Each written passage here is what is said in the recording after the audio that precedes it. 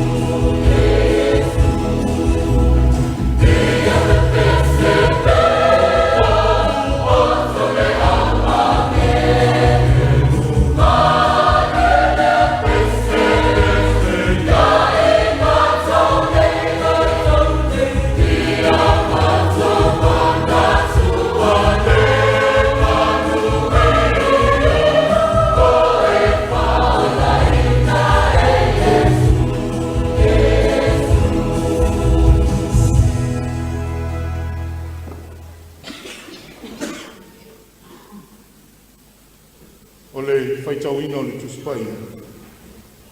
Tus filifilia mai le whiangainga tuai, tus el profeta o Isaia, lona matau koe whāsifuru ma le tolu, tātou te whaitau whiawa wai, mai le whai upu e lua sifulu, whangata mai le lua sifulu ma le lima. Isaia lona matau koe whāsifuru ma le tolu, tātou te whaitau whiawa wai mai le whai upu e lua sifulu, se ia whangata mai le whai upu e lua sifulu ma le lima. Whawhifonga ia o a whionga pa ia no tātou wali. E vi ia o e mano le vao o luko mai a eme. A wau te avatu vai le vao la fulafua o vai tafe le nuu na umati. E feinu ailo unu o filifilia.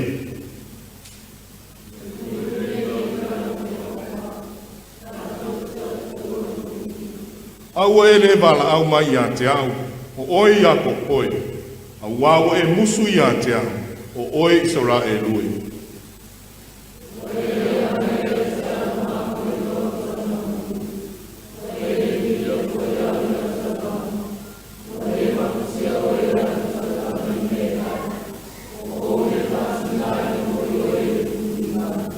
Wa e le whātau mua au ni kani i tupe.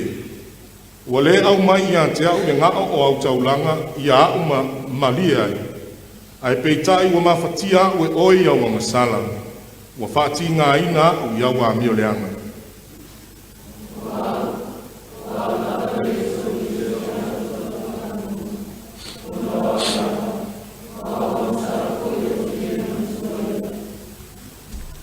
Tosi filifilia mai le whiangai na fōu. O le tusi fo i leo lo iai le whasinonga le tusi whaitau aso le ka le si. Tusi mua mua Peteru, lona mata upo e lua. Tātou te toe whaitau whiawa wai mai le whai upu mua mua, se ia whangata mai le whai upu se fulu. Peteru mua mua, o lona mata upo e lua. Tātou te toe whaitau whiawa wai mai le whai upu e mua mua, se ia whaangata mai le whai upu se fulu.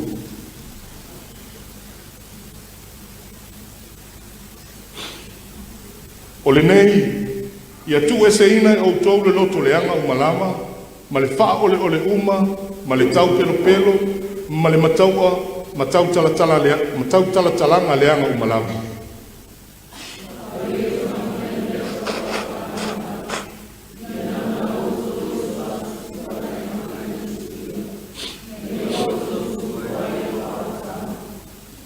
Pe a whai wa utou i loa, e anga le lei lava le ali.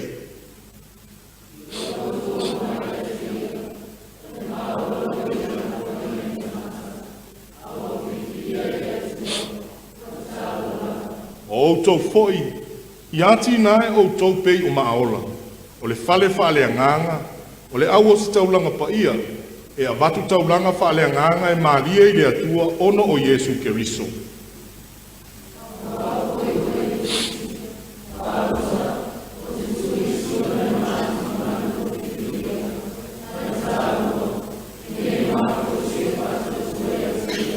O le nei, ua ia te outou o e whaatuatua o le nei mamalu, a o e le whaatuatua. O le maana la fua ina e te funga whaifale, ua avea lava lea ma maaturi manu au pito alunga.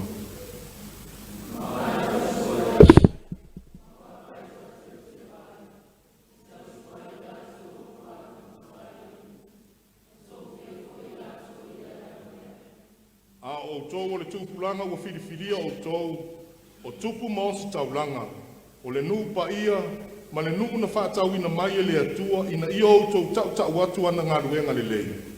O le na wala au i ante outou na i le pō riuli, e o oilo na lava malama e matua au fuai. O e na le whai nuu ana mua, a ona ko nei o whai nuu. O e na lea o whai nuu, a o le nei o whai nuu. Me whamalama mai le nganga o le atua ia i tātou. Winga o na lava fionga o tātou whaitau ma whaalongo ai le nei tai au.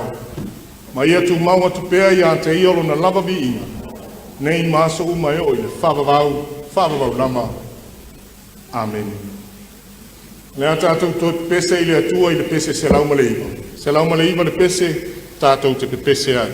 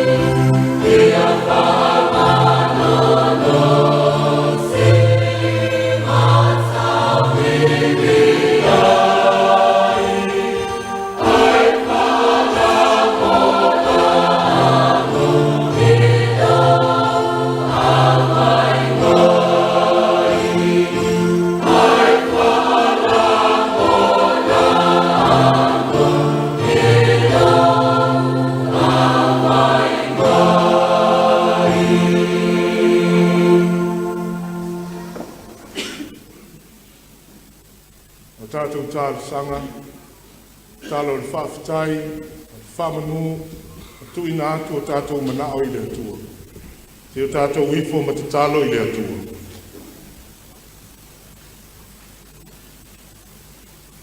Le atua siri e se, lo mātou tamapa ia. Le atua o le na whaia le langi, male lalo langi le amatanga. E ui lama ina nunumi le lalo langi ma so ona ngao. Ai na whengao yo ia I lama le ngao lau fio I le whangatai. Ona e whetalaia ne lea, ia iai o lea ma lea, ona iai la balea. O le tau nuunga o au whea au mau ngā ruenga. Ma o le tau alunga fo i lea le ali o le foafoanga na e whaia.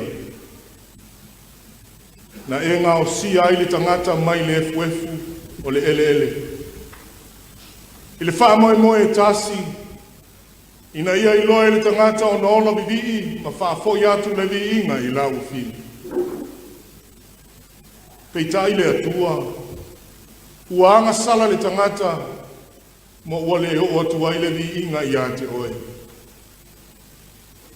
Aina e filifilia lava lo lava alo pele o Yesu Keriso, ina ia whai o ia malame ai, ina whai o ia masotanga i le bao le tangata malaua fio. Se i toe wha le lei ale tangata, ma wha ua wai una mibi i mataku wa ai i ate oe. Le ala leo le ulu fale mai o lo nuu i le nei lava tae ao malo atu nuu. Wa mātou o mai se i o mātou tāpu ai ma si atu le li inga ma le whawhitai i lau fio. O no lo alofa ma lo wanga le lei. O lo wha maoni i o lava tangata e le uma. Whawhitai le atua. Wa i ule nama yaso i o na whiau ma o na lava singa. O whiau mga luenga sa whia ngai ma lo atunu. O le tangata malana sa ati ai. Ele ngata i tutonu ngā luenga whaane malo, whaare company, whaalapu putonga tu maoti, o e kale sia. Ia e mai se fo i la tau na whea ngai ma whatu ai ngā tausi.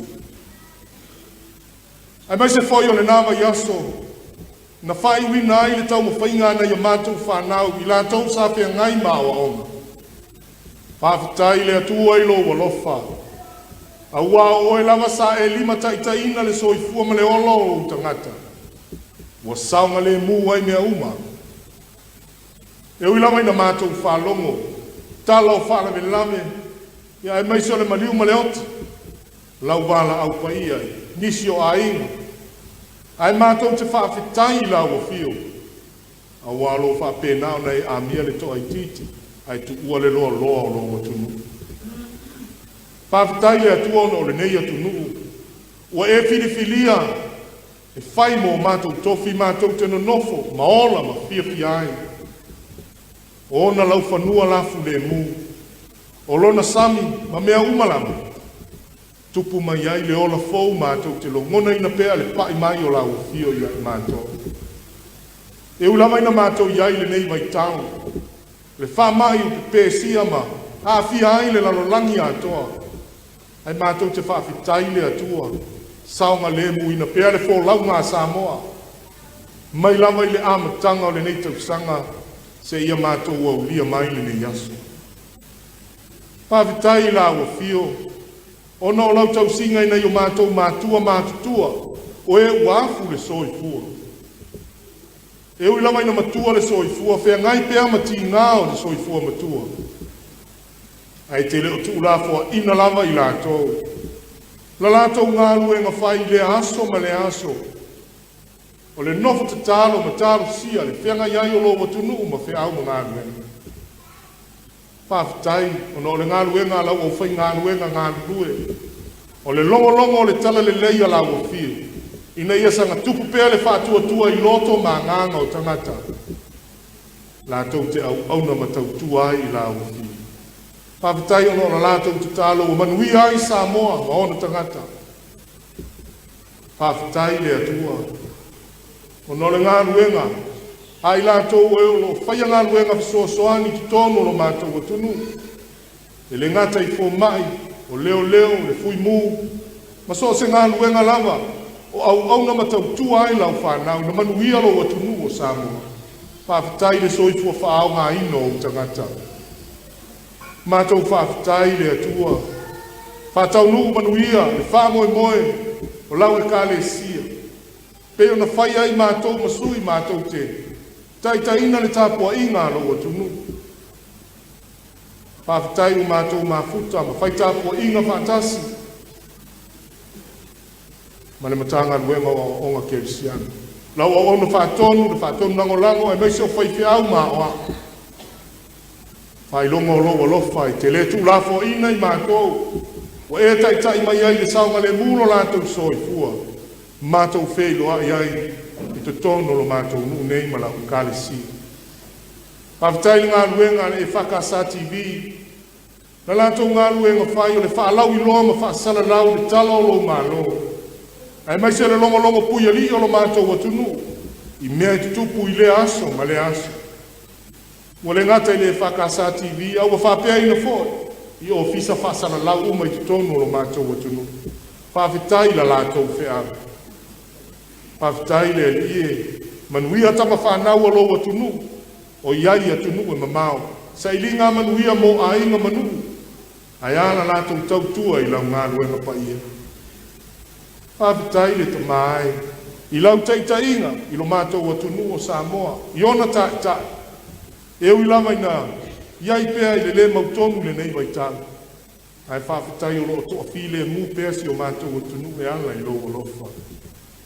Whawhitai le whaonga ina o le soifua ma le olo o tangata e ala i tāleni mga ba. O tō whinga wa e tu tofi ai e ngā lue ai. Ia vi ia lava la ua fio lo mātou atua. Whawhitai lau tu sipa ia. Mātou whaitau ma o ina i pea i mātou i lo whilangani. Whawhitai le ngā luenga mana lo wa nganga pa ia. Whai lea mataitai tamai lo mātou wola. Na te whaatonu wholau ia i mātou. I taini e tau tema ai no mātou wola whātua tua. Siri la mātou whawhitai. Ono le whaola tangana e sauni e ala ia Jesu Keriso. O le na liutino tangata ai la ua fio i le lalolangi. Nā fio mai na se ia toi whaale leile tangata. Ma maua iso mātou wa manoa i le ola e whaavavau. Ina ua mātou talia o ia i le salamo ma le whaatua tua whaamaoni. Tu mau i la ua fio le vi inga le tamai. Nei maso umai o i le whaavavau. Le tamami o tō nue. E tonu lava masao au whaamasinonga. A o le tangata ua mamau lava o na ala ma la ua fio. I le ua whaasifo lo ua tunu i le nei tai au i o ruma. Se i e alofa mai ma whaamangalo mai Samoa. Sila mai ma lo ua lofa ma whaasusulu mai lo mala ma lama i le nei atunu pōngi sa. Ua anga sala lama i mātou ma ua anga sala pea. Ua le asa lama se aso ma lo mātou whaati ngā pea i lo whina ngalo. Nā na ta ua o le nei atunu o le atunu kerisiano. Pei tai le ia ua le tu sai ma mātou wa miu. Whamangalo i mātou. Ina ua mātou le iloa na ngā lulue ma le whamaoni e whaatino mātou tofi matiute. Na e wala awina ai i mātou. Whamangalo mātou ta.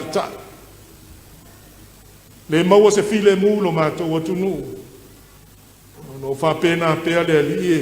O na le mautonu ana pūlenga ma na whainga mālo. Ia whamangalo i la lātou taitainga. Vai inga ma se. Whamangalo i mātou le atua. O e ua tau mātua ina. Ina wale ato tōna whaatino mātou tofi matiute whaamatua. O le ao ma o ia mātou whanau. I ala e tusa ma lo whina ngalo. Whamangalo Samoa. Na wale sava vali le whaamai pe o na whaamai nai. A ua vea le oa ma le tamau aina. Le poto ma le atamai. Ua whai maala, ua whaasese ina i pea i mātou, ma ngaloa ia i mātou la ua fio. I le male te, le male anoa noa, i o anga salama se ua mātou whai. E le ai lava se me lilo i lau si la whanga le tamai. A ua mātou te talo, ma whaatou ese i a te oe. Alofa mai. Wha maa ngalo mai Samoa. A vea pea le totolo mātou wali ina wha malingi ina i le sātau. Se i whailea maala, whaamamai nai i mātou, tafi e sea o mātou leanga.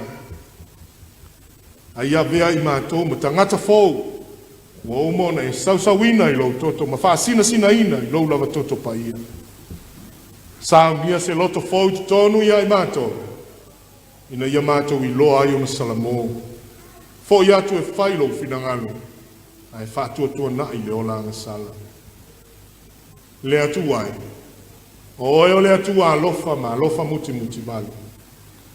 Alofa mai ai le ifonga alo watunu o Samoa. Whaamanuia i ona ta. Na lato taitainga. Ina ia whape nao na fia. tangata uma o lo watunu. Whamanuia i le palemia, le kapeneta, sui awha i pule uma. O le maota fono o Samoa. Se aso mua mua o le nei mai aso. Fea ngai fo i la tau ma le toe usui o le fono. Ia usu fono whaatasi ma la uafia. Aua le fefuli tu ai ma le fe vai vai ai. Ai a la tau loto ngata sitasi a tia elo mātou watunu. Ma tai Samoa i me manuia ai. Whamanuia la uafio. I tai o e kale sia kerisiano ese i tono lo mātou watunu. Ia vea pea i la tau. E whai mata e malu ai Samoa. Ina ia i loe Samoa na ola vivi i maola tāpua. La lātou wheau ma la lātou ngā luenga. Ia tupu pea le whātua i loto ma nganga o tangata. Lātou te i loa ai o na vivi i ma auna i ate oe ma le loto wha maona. Anga le leila au fio le li i ngā luenga i tono lo mātou watunu. So se ati nae. Tau mo whaide mā loe ati nae ai le nei atunu. Mole manuia lau tele o tangata. Ke soa soani mai la au fio. Pui Samoa mai whaala me lave whaale natura. Ai mai seo whaala me lave tupu mai le ataini ma le ataini. Ai ale wha mai o a fia ai le lalolanga. Le atu ai wa mātou te tālo lava ma le loto whaaba walani. Se ia lo whangia lo mātou watunu ne. Ia ma maoni malama ni whainga tāna. Ia ma mau wha mai. Ai afe mai o lo walofa e te marutia lo mātou watunu. Ina ia saonga le mu o na tangata. Ia saonga le mu le nei atunu, a oanga atu le whai unga o le nei tausanga. Whamanuia, i le soi fua o le au ngā lulue. I la tau olo o ngā lulue mo le manuia o Samoa. E le ngata i ngā luenga wha le malo, company, society ma wha la putonga tu maoti. O ngā luenga i ka le sia. Ai mai se i la tau olo o whenga i pēa mani. Tau singa o ainga i le aso ma le aso. I la tau o whangota ina le ngata i whale, ngā wina le mau. Fua i le malos, e whaatino a i whi au mga nue. Ai a sili ai le wha maoni, e ngā lulue ai pēa, mo le manuia o Samoa, ai a whailea mavi inga o lo suafa. Mātou te tālo le li. Tama whanau uma le nei atunu o ta ape masala la wai atunu e mamao. E le ngata i sa ilinga manuia mo a inga manu. O a onga fo i a whanau. Ao i lātou fo i o tā se ai lau tala le lei. Tuli loa ina pēa i lātou i lo walofa. Ma ia iai pēa le file mu o lau fio i te leo leo ina no lātou so i fua. Ao iai lātou i nātunu. Malutia i lātou mai whamai. O pēsia ma fia ai le lalolangi. Tālo le li e. Le ngā luenga e kālesia kerisia no umai ki tonu le nei atunu. Ia iai pēa le nganga o lau fio i te tautolua ina la lātou wheau. Ina ia ola pēa le mālo lau fio i loto mā nganga o tangata. Whamanuia i so se kolisi whaafai wheau i te tonu le nei atunu o Samoa. Ia iai pēa lo file mu ma lo walofa. Au iai fo i lātou i whai ngā tu wanga i le nei mai tau. Le ali ke soa soani atu ia i lātou o iai te tonu o lau mua. O kolisi whaafai whiau ese. Ai mai se fo i lātou o whea ngai matu uam. Leo ma tau sia le soi fua ma le ola e lau whi. Se aso mua o le nā tau sanga toi fo i atu i lātou. E whaau au le soi fua o tau ina mo lau whiau. Ia file mu pēa i lātou. Ma ia e whaamanuia ia i lātou uma. Mātou te tālo le ia e whaamanuia ia. Ia o mamai te tono lo watunu. Ia o atu iai lo au whaamalo lo ia i lātou. Ia whatu la i lātou ma ave o lātou moenga. Ma whaau au ina le soi fua tautua ia te oe ma au whiau. Whamanuia ia. Ngā luenga ali ma tamai tai fua ma. Ai mai se foi o li leo. Le ngā luenga o le tausi o le file mu. Ai mai se o le soi fua solo le leio tangata o le nei atunu. Ia e whamanuia tele ia i lātou uma. Whamanuia i whailele ma pepe fau. Wa o loa ta aua na e fua ina i te tonu no mātou watunu. I te tonu a inga manu. Tausia pea i lātou i lo walofa. Na ia whape nao na. Tupua e a mātou whanau. O ni whanau e ola whapa ia ina. Ia ola mātatau ma ola fia i vivi i a te oelo mātou watua. Tā leni mga vāua e fua ina ia i mātou. Ia alofa mai oele atua. Soa soani mai lo wangang. Ina ia mātou fia pea i tau tua ma au auna i lau fia. Whamanuia i lau au auna whaatonu langolango, e maise o whai au ma oa. Tanga luenga o onga Kerusiano, o mātou whai tāpua inga whaatasi, ma sā moa ili nei tai au. Ia iailo wanga le lei malo lofa, ia la lātou au, ma la lātou ngā luenga. Wao i lātou lava, manuia ai whanau dalo wao ala kālisia. Eli e se teini o mātou mawhau whau lau tusipa ia. Whao ngā ina pēr le whaatau waa o lau au na, ia lātou ai le whiau o le whaau le tāu. Ta tala la mātou whaalongo, ina se ia mātou matualo ngona ina, lou lava whetala i mai ia i mātou. O la mātou wala au lea le atua. Whātasi ma le telo te talo le leoa i o mātou loto o mātou uofo atu i lau fio.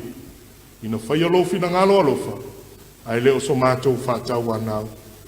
E ala lama ia Yesu lo mātou wali ma le whaola la mātou te talo. Amen. Tātou pese ili atua le pese se lau fast food mara tolu. Se lau fast food tolu pese tātou ki pese ai.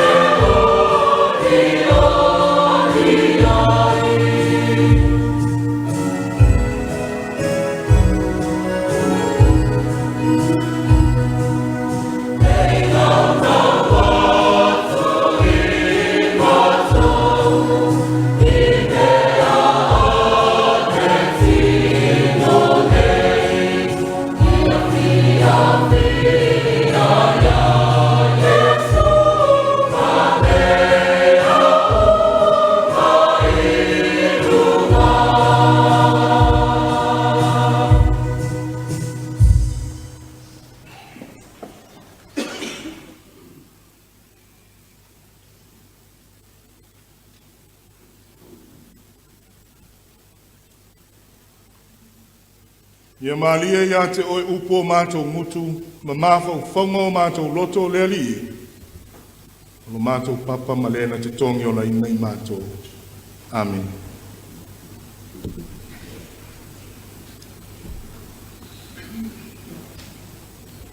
O le launga i le suafa ma malu o le atua le tamā, le alo ma le angang sa. Amen. Mauna matua le launga mai le tusi sa whaitawina mai le whiangainga fau. Pe teru mua, o lona mata upe lua. Au whaonga ina le whai upe iwa e whai mamatua o le launga. Te toi whaitawina e whapea. A o tou, o le tupulanga o whirifilia o tou. O tupu maosi taulanga. O le nuu pa ia ma le nuu na whaatawina mai e le atua. Ina i o tau tau watu ana ngā ruenga le lei. O le na wala au ia te o tau nei le pou liuli. E o oilo na lava malama e matua o foai. A o tau o le tupulanga ua whirifilia o tau. O le nuu pa ia ma le nuu na whaatawina mai e le atua. Ina i o tau tau atu, ana ngā luenga le lei. O le manatu au tu o le launga, o le manatu au tu fo i leo le nei aso e tusa o le whaasinonga le tusi whaitau aso. O lo whape mai, filifilia mo se wha moe moe whaapitoa. Filifilia mo se wha moe moe whaapitoa.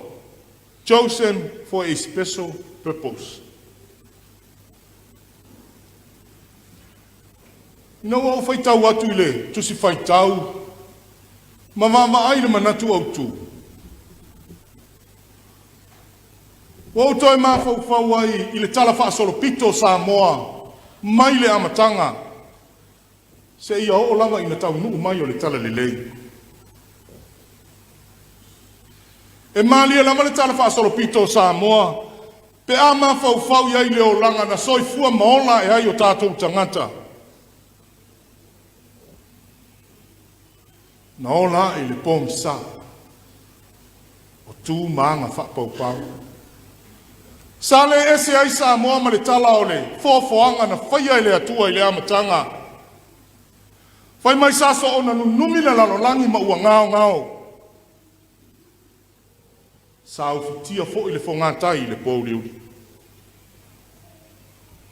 A o le atale a lenga i Samoa i lona amatanga. Le atu nuu sa ola i le pōngisa. E sa ili le malosi mea uma. E sa ili le toto masa. E si taua le isi nuu. O le isi tu malo, le isi tu malo. E sa ili ai le pule ma le malosi.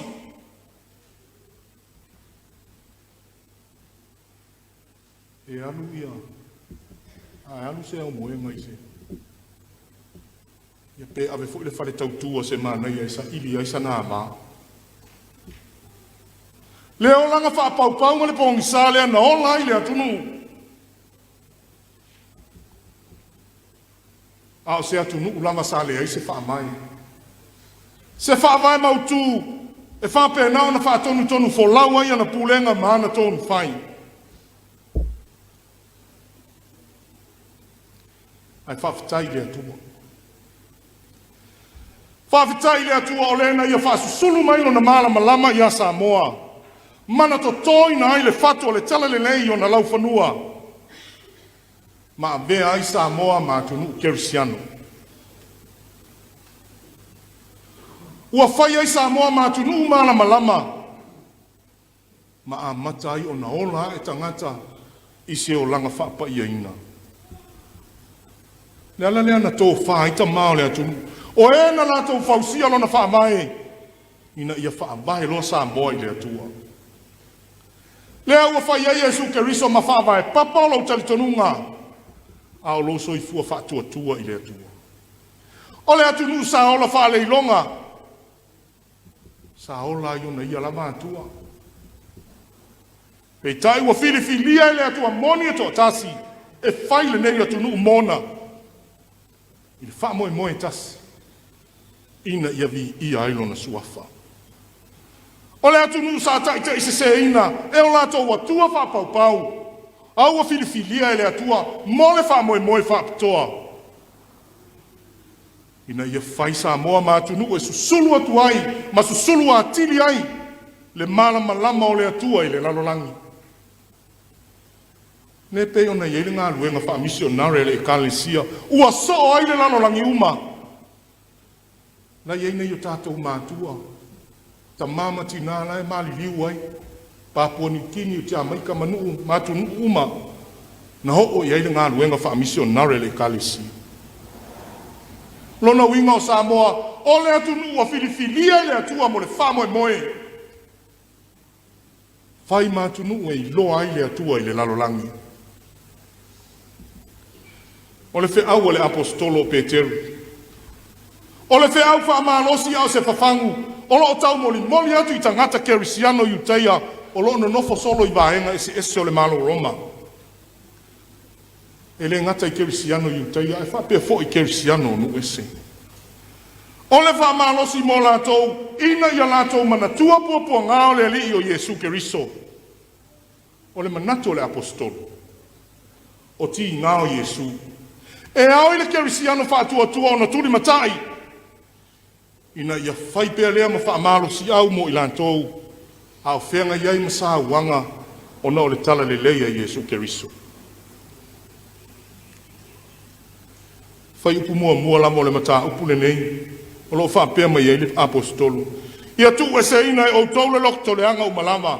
Ma le wha o le uma. Ma le tau pelo ma le matau a. Matau tala talanga le anga umalama. O le te talo mo ila tau. A se wha malosi. Ina ia tu e se winga le anga. Mea nai whai ma wha lave. O lo lato wola wa ma aia ai le atua. Aia ta fatasi la lato wa ai le sa taulo Keriso. O le o ngā tu tonu lea o lo lato whātua. Wafo i meo whaalawelawe ina i lo lato wola tau ma whai mo Keriso. E whai alama i le atua le ngā ruenga labea i mo i lato. Whai mai ale apostol. Ia whaapei o tama mea whato a whana nau mai. Ia nau au tau risu a susu whale nganga i le suia. Ina ia au tau tupu ai le whaola tanga. Lo whaate tau ni tala lea le apostoloi. Kerisiano fōu. Po le au whaatua fōu. O e wa lātou talia Yesu Keriso i o lātou o langa. Ia lefa me le apostolo. Ia o tau nau. Pei o le nau o le tama mea i le suasusu. Ia whapena lo o tau nau ia fionga le atua. E tupu ai lo o tau whaatua. Masanga tupu pea. Wa tātou a mai mo le pepe ai tangi. O fia ai. Tama mea. Tangi a. Ma tangi pea. Se ia o lava. Ina lo mona mai e le tina. Ia ona saulo le tina. O wha susu i ante ia. Na maua leo na toa file mo. Ile vai le apostolo. Ia wha pena. Fo ile kerisiano wha maoni. Ia wala wale wha vai. Fi nau pea. Ma au na pea ile atua ma le loto wha maoni. Se ia o ina maua le nā whaola tanga. Mai ale. Pe te ru awhai ua o tau i loa ma ua tau tofo i le lei. Ma le wha maoni o le atua. E ta tau ana o tau wha i loa atu. Wha i loa atu i le atua lo o tau wha atua. E ono o tau tau atu lo o tau wha atua ia Yesu Keriso. O ia o le papa e manu ai lo o tau ola. Ma ia ti a elo o tau ola wha lea nganga. I lunga o le papa leo Keriso. Whaingo fia ia pe te ruona. Tau tala i le melea. Le papa. Le wha mai papa o Yesu Keriso. Le anga le mele le na whetala i Yesu ia te iai. Kai se reia Filipo. Ina ua whetala i Yesu i le auso. Le asa o tau upu ia te a. Waia. Mua lama oso pe te ru fai mai. O oia le Keriso, o le alo le atua soi fua. E tala Yesu, amu ia oi Simona Pāiona. A waile se tangata na ia whaali atu ia te oe, a o ta mā oi le langi. O le papa oe. O te ati ia e fo i lau e ka le sia i lungo le nei papa. Lea le papa. Papa o le whaatua. Le whaatua na tau tino ai e Peteru o oia le Keriso le alo le atua soi fua. Le whaatua le nana filifili ai o ia Yesu e whai ma whaavai o nana e kalisia. Le foi wapa i atu ai o ia i tangata Kerisiano. A wao i lato o tangata o filifili ai le atua. Mo se wha moe whaapitoa. Moe le pe o ta ua le matua. A o tou, o le tupu langa o filifilia o tou. O tupu maosi tau langa o le nuu pa ia. Ma le nuu na whaatau ina mai e le atua. Ina i o tou tau watu ana ngā ruenga le lei. O le na wala awina o tou, nai le pō liuni. Se ia o ilo na lava mana malama e matua au foai. A whai o le wha moe, wha pitoa lea na fua i o na filifili i la tau e le atua. E ao lava na la tau matua ngā wai atu, ma le alofa i le atua. ma whaia o mea lelei uma e tusa ma leo langa o le kerisiano ina ia vi ia ai le atua. Le wha moe moe wha apitoa lea, le fo i tau talai, le profeta o Isaia. O lo wha ai loa manino ai le atua e ala atu i lana profeta, le wha moe moe na ia wala awina Israelu e whai mona nuu. Ina ia vi ia le suafa o le atua. Ia lato vivi ma whai tau langa i le atua. E ui lava ina ese le wha moe moe na wala awina i lato e le atua. Mala lato wha tinonga ma le o langa wa lato wola ai. Ai whai mai le profeta e tu mau pea le alofa o le atua. E tu mau pea le alofa o le atua i ona tangata na ia filifilia. Na mele whai upo e luas furutasi o le nuu le nei. Na u whai amo au la tau te tau atu lo vi inga. No na winga na filifilia e le atua Israel. Mo le wha moe moe lea. Nga ia se si wha moe moe. O le wha moe moe o le atua, na ia filifilia Israelu, ina ia whaitaulanga ma avatu le vi inga i le atua. O le whiau lea le profeta. E ui na iai la tau tutonu o le tāwhianga. Pei tai o leu whetalai le atua. Ua sauni e whai le wha o la tanga mo i la tau, ma toi wha hae i la tau. Ina ia la tau toi fo i e wha au au le wha moe moe. Na filifilia ai i la tau i le atua. Ina ia la tau toi fo i la tau te osi taulanga ma whai taulanga i le atua. Se ia vi ia ai le suafa o le atua. Samo ai le atu nu pele malau. Mai mua wha fonga fonga mai ni ia fiafi. O lea se fe au wha maalosi o le tala le lei mo i tātou. O le upu moni. Wa ese nei aso i tūlanga ua o i ailo tātou wa tunu.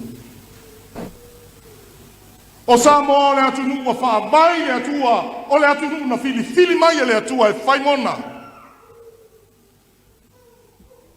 A le wa amata mai ai tai tai, o na le atangi ai o sa mo se atunu na fili ai le atua.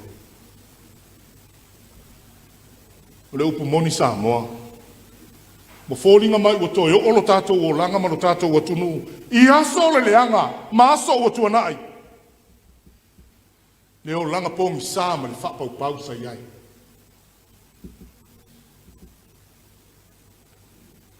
O toi o sa mo i aso ile i o mai le tala li lei. Ua le asa se aso ma mea matanga e tu tupu mai lo loto i fale. Mo pei o le mea noa i tangata le soli o le tūla fonu. Ua tupu tele le ami o le anga o le atunu. O le fefe ale stangata e fasioti le stangata. A le me sido na matau tia. O feo lolo le au fasioti tangata i le tino. Nei lolo au fasioti tangata, fasioti anganga. O wha upunga ma wha matalanga, o fe la wa ilunga upenga ta wha ilangi. O upu mata ngamale le mafau fau. Wafa ina i loto ma nganga, a o mafau fau o isi tangata. Ai ale tau wha leanga, ma le tau whai, o tau leanga ina i ngā luenga le lei o whai eisi. O lava ia i lātou o whai matai tai. Wa le fefefe whai lea mi o leanga. Ua ti ngāna i loa me se ma le le wha maoni. A ua whai lava ma le mautinoa, ma le wha moe moe. Ina ta ua iso na le lei. A ua ngalo ai le tau tonga, ma le whea ngai ngā ua uma na osi, ma le atua. Le a whaatino mea uma. Le a whaatino tofi ma tiute i le wha maoni. Ai a whaafewhea le oio nei tangata. Mana i a inga o whaatea e se manu. Whaasala i whaasalanga ma mafa ma le matu ia. Ona o whaai unga le ami o tonu. Ai se a ua whaina i lea i ata tau le tangata e toa tasi. Ona o polokiki ele elea ma le palpala. A o le me silo na onga sa moa. O le wha o ngā le suafa o le atua. E ufi ufi ai le ami o le anga. Ma le whai mea pio pio. Ua o lama i le au whai ngā luenga pa ia le atua. O i lātou na filifilia mo le wha moe moe wha pitoa. Lātou te tau atu le ami o tonu le atua i tangata. Aia. Le le wā ia. A fia isi fai ngā polokiki palapala. Ma ua le tau te tala i le wha maoni e tuso le wala awina. O winga uma nei sa moa, ua le ata ngia i le wha moe moe o le atua, na mala awina i oe, se i fai mo nā tunu. Se i fai mo nanu. Ai ale wha mai papa na whawhau au tau tua amani o mātou mātua, ina ia tu maua i le manuia mo sa moa. Pangā lea, lele ua solo le falute, ina ua le aise mawhea loloai. Ua nao na tau le nei atunu o le atunu kerisiano, au le atangia i le soifua o keriso. O le whaamanatu o le apostolo Petero i tangata kerisiano uma. O tau le au filifilia le atua, na filifilia o tau le atua, ina i au tau whaia mea uma, se ia vi ia i le suafa o le atua. A le whafangu fo i lea mo o esa moa le atunu pele. Tātou alo ese mawinga mātanga, e a whaina i lo tau le leia. A ia tangia i lo soifua malo wola, le soifua whake riso. Ia tātou manatua le wha moe moe wha pitoa, na mala a wina i tātou. Ia tātou avatu le vi inga i te tau malona suafa. Le wha manatu le profeta o Isaia mo Yuta. Ina ia salamoa ma toi foi le atua, o ia e tu maulo na wha maoni. O ia na te wha le leia i lātou, ma toi wha pa ia ina i lātou. Ina ia whai i lātou ma tangata e vi ia ele suafa o le atua. Samo ai, so ia le fefuri tu ai, ma le fe vai vai ai.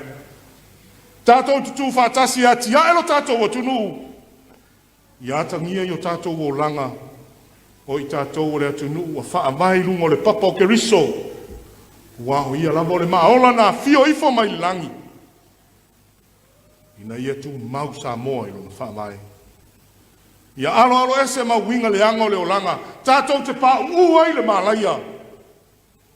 A ia tātou whaatau nu o mea tonu uma, e tusa ma le fina ngalo o le atua. O outou, o le tupulanga o filifilia outou, o tupu ma o si taulanga, o le nuu pa ia ma le nuu o whaatau ina mai e le atua. Na ia tātou tau atu ana ngalo enga le lei.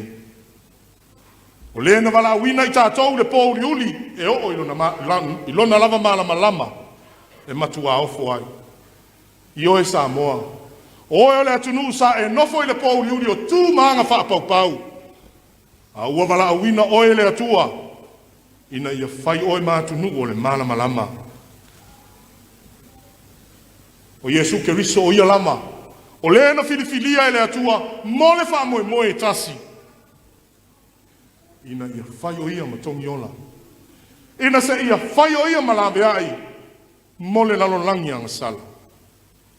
O lona lava maliu, ua tātou ma ngalo ai, ma lona toi tū ma malu. Ua au mai ia tātou le nanamu le ola fau. Ina ua tātou talia o ia i le salamo, ma le whaatu tua wha maoni. Ia manu ia tele oe sa moa le atunu pele. Ona o Yesu. Amen. Tātou pese i le atua i le pese e valus fulma le toro. Valus fulma le toro le pese, tātou te pese ai.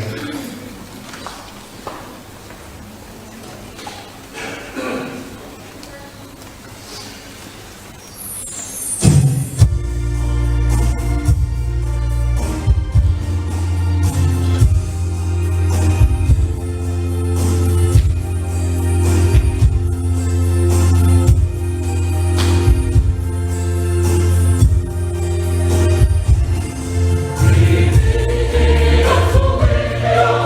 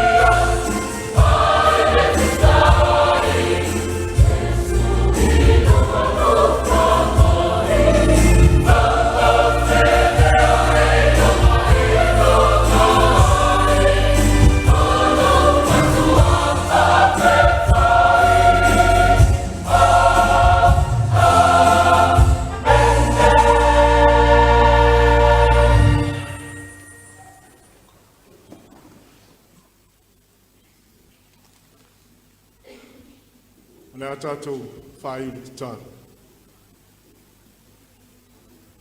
Tu maumai ai o mātou runga, malunga o Samoa atoa, malau whanau whātua i le lalolangi atoa. Lou lava manuia ma lou file mu ta mai, le alofa silisili o Iesu Keriso lo mātou wali ma le whaola, i le male mawhitanga ma lou lava nganga pa ia nei maso umai o i le whavavau lava. Amen.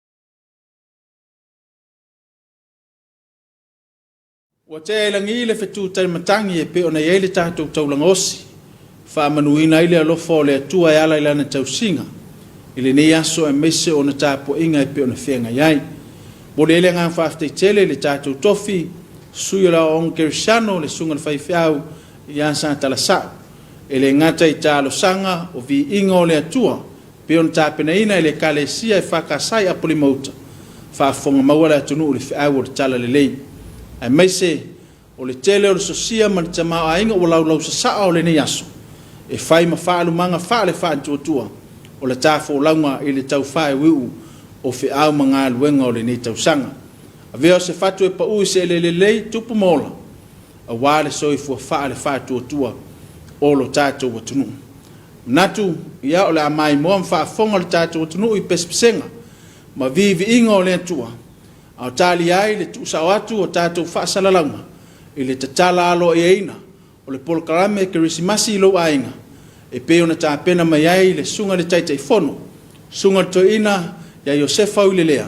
Ma le kale sia e whakasa i loto whanga. Manu e tele lau whasa usaunga le ne fiafi. So i fua.